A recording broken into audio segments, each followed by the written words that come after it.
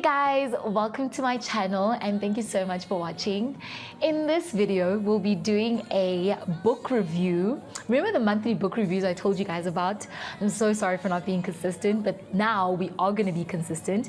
And it is now August, and the book that we'll be reading for this month, it is Indaba, My Children by Credo Mutwa.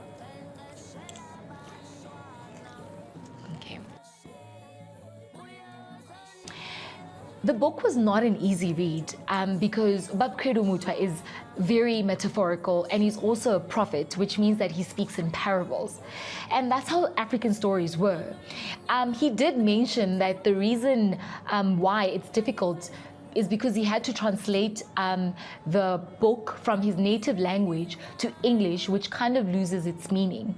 The book is about how narratives of African history are not being documented and passed down from generation to generation, and how Africans depend on Western history than our own.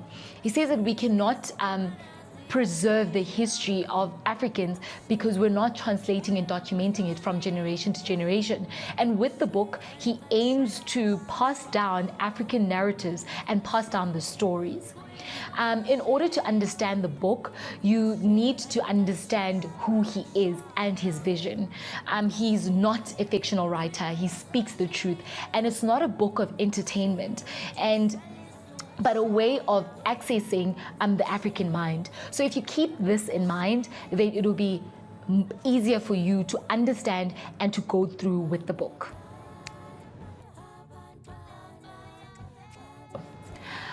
Credo Mutwa reigns from the Zulu tribe from the Natal province. He was born on 21st July, approximately 1921.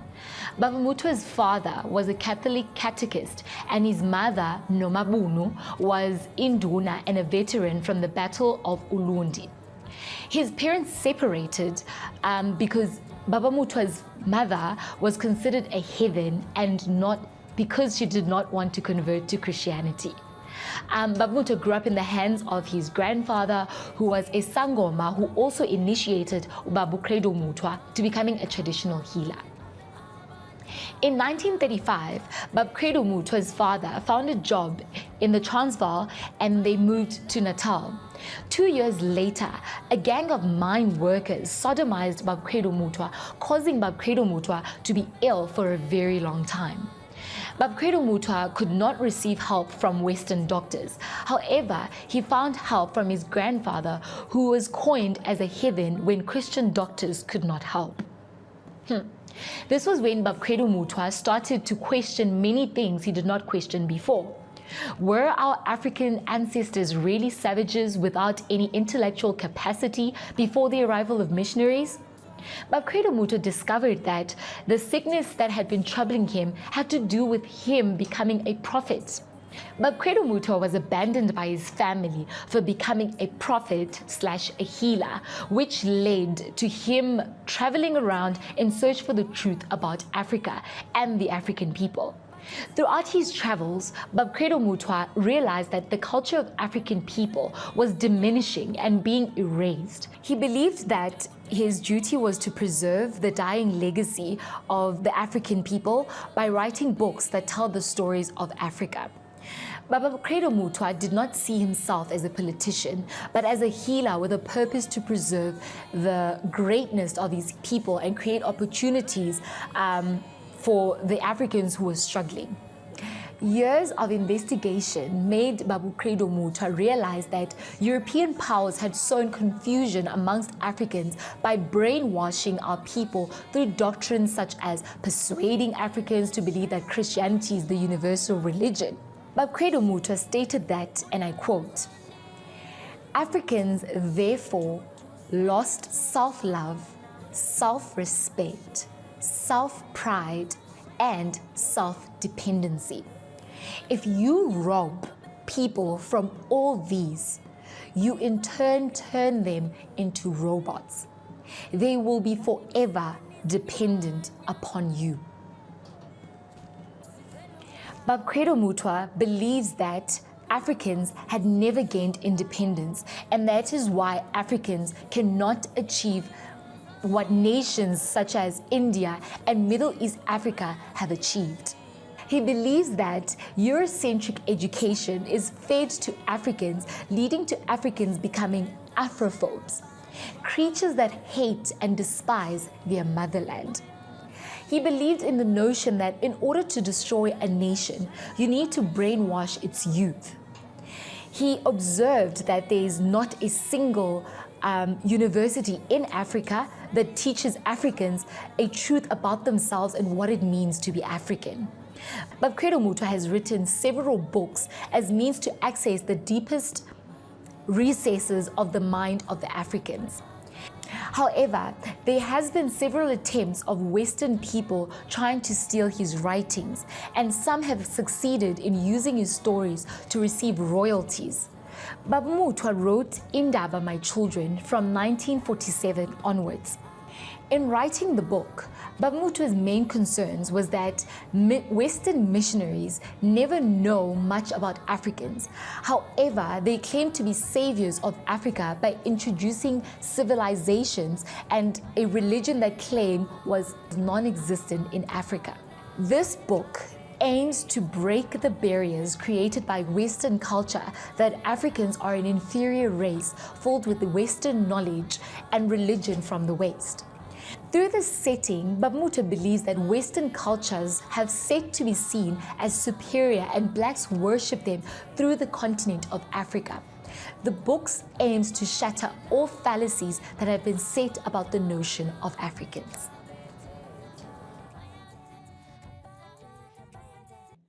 The themes that are covered in this book are the importance of African religions or African spirituality, the prophetic philosophy on the superiority complex, human equality, that there are no humans and subhumans, everyone is equal. He speaks about the laws of the Bantu people, the customary law.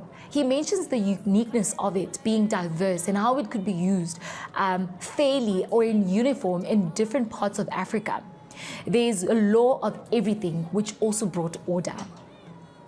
The knowledge of Bantu people, knowledge of herbs, knowledge of healing, knowledge, symbol writing to communicate. Not everyone understood it, but it was exclusive to the prophetic community and also wise men in Africa, which he does mention that it was quite limiting because this knowledge was only on an exclusive community. The knowledge of numbers, how each number has meaning, music, and mainly the drum. He mentions how mainly the drum has got healing for the soul of the African. These were all the themes that were covered in the book. Quotes from the book. I'll be giving you guys my favorite quotes from the book. I'll start with Tommy. The more others try to learn something about the African, the further they drift from the truth. This is because foreigners try to evaluate what they learn about Africans in terms of their own perceived ideas and against their own standards of civilization and social and political thought. This is from page 654. I feel like for me, this quote was very important because he speaks about the objectivity, how when you are someone who's seeking for the truth, objectivity should be your number one principle.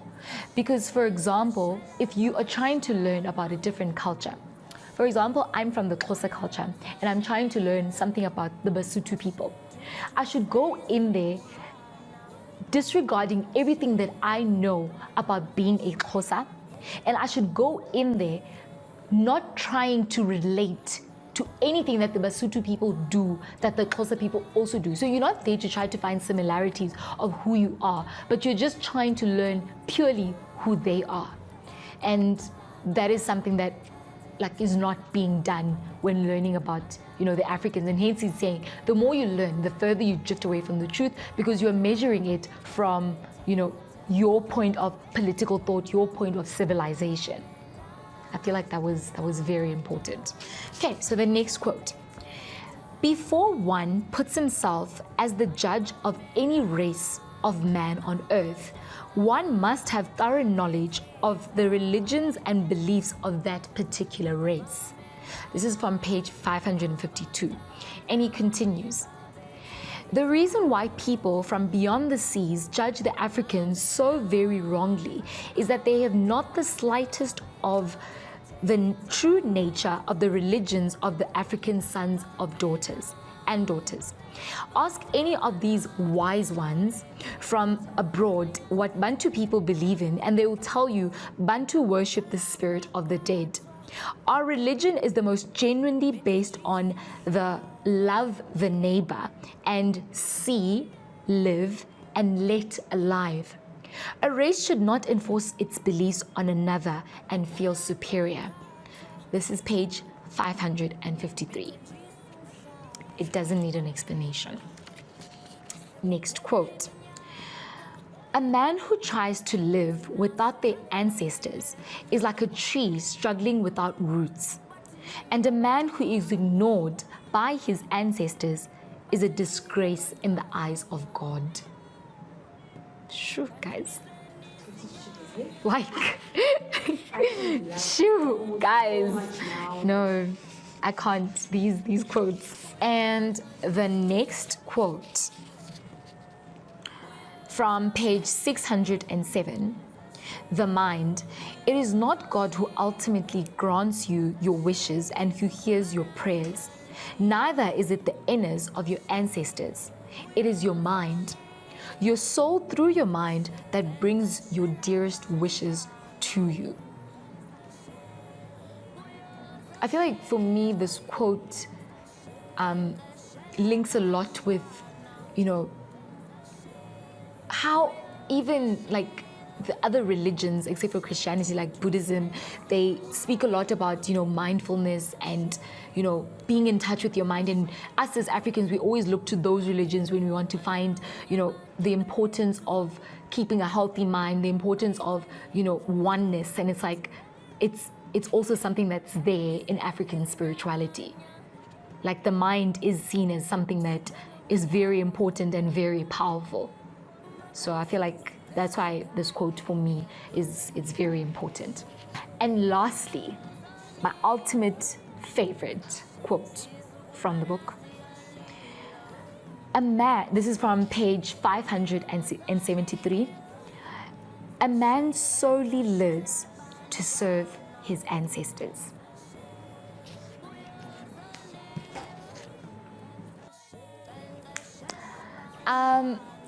My first criticism of the book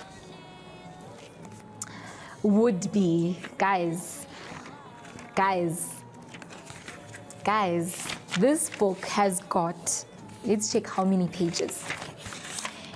It has got 696 pages.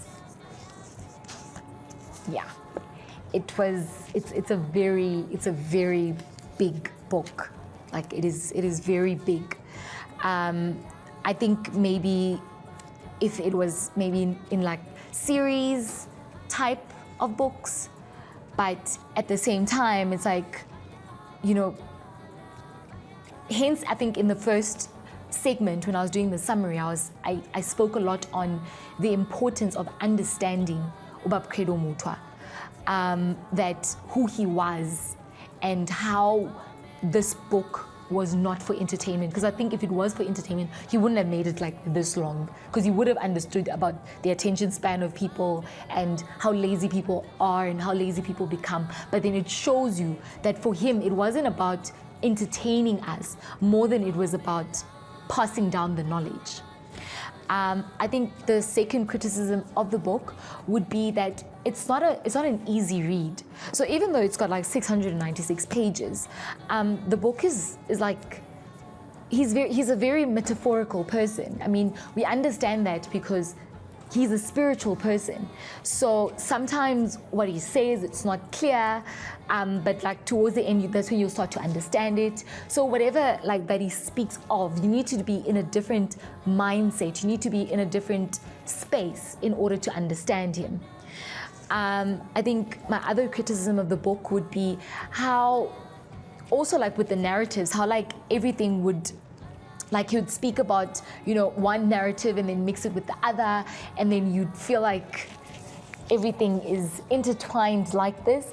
But then I think for me, that on its own is like evidence to show you about what truly happens in a spiritual person's mind. I mean, this person was getting visions, this person was getting voices, and he had to, and also I think for me, it gives us an idea of trying to translate the spiritual into the physical, which will not be easy, because what is spiritual has to, like, and you're trying to manifest it into like the physical world, you need to find something that is more or less the same as what he saw, and it will never be accurate because it's something that happened like spiritually. So he was trying to take like all his visions and everything that he was getting, and he was trying to pass down all this knowledge, because remember that his main reason why he wrote this book was to pass down knowledge, because he saw that, you know what, in African spirituality, we're not passing down our knowledge, and our knowledge is not being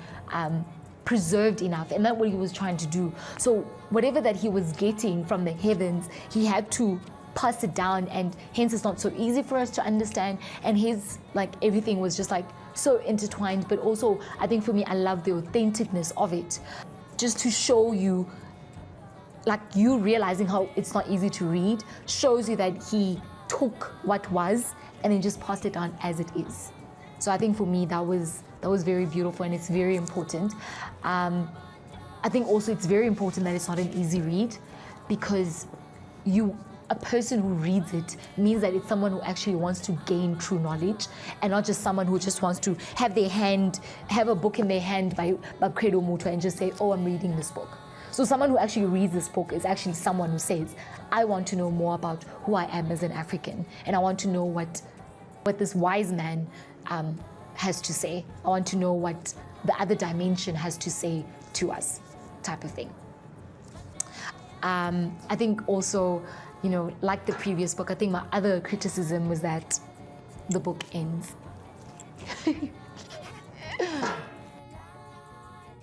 So we've come to the last segment, which is the conclusion of the book.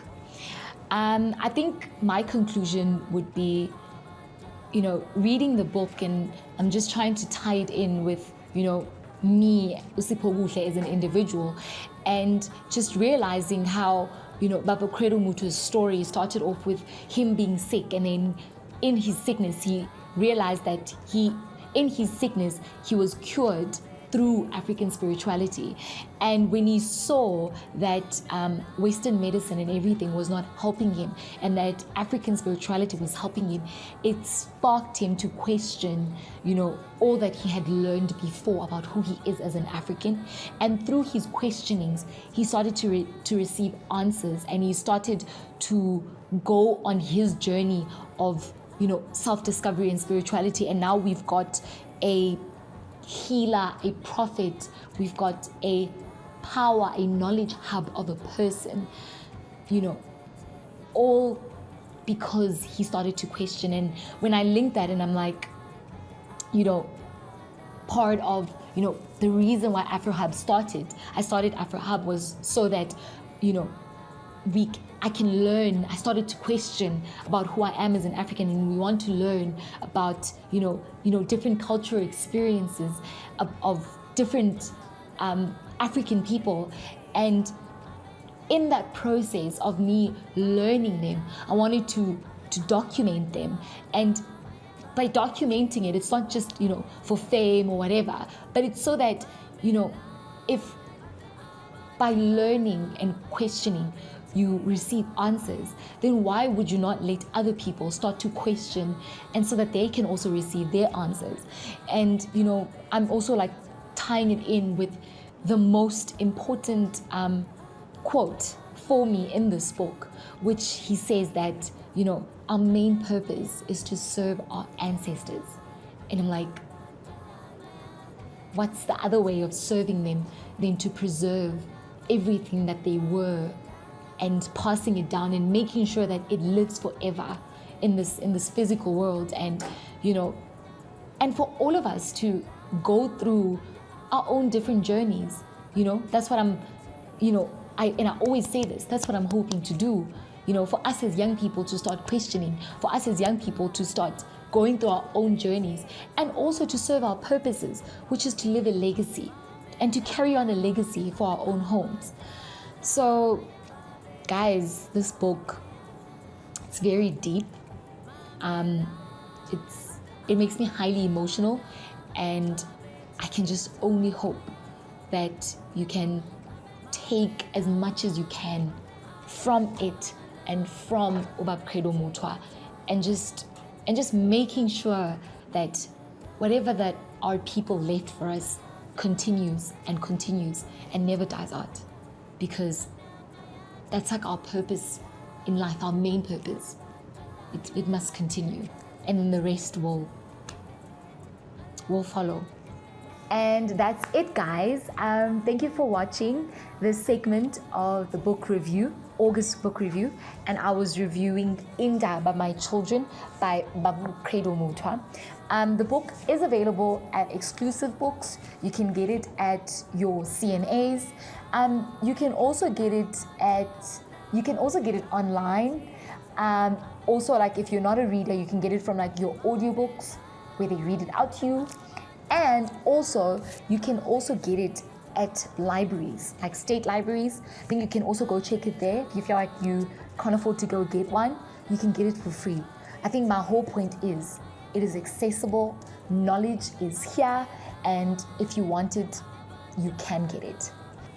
Thank you for watching, guys. If you do enjoy this content, please consider subscribing, and don't forget to give this video a thumbs up. And also on the comment section, let's engage with each other, and yeah, let's keep this knowledge hub booming and bright, and I'll see you on my next video. Yelele.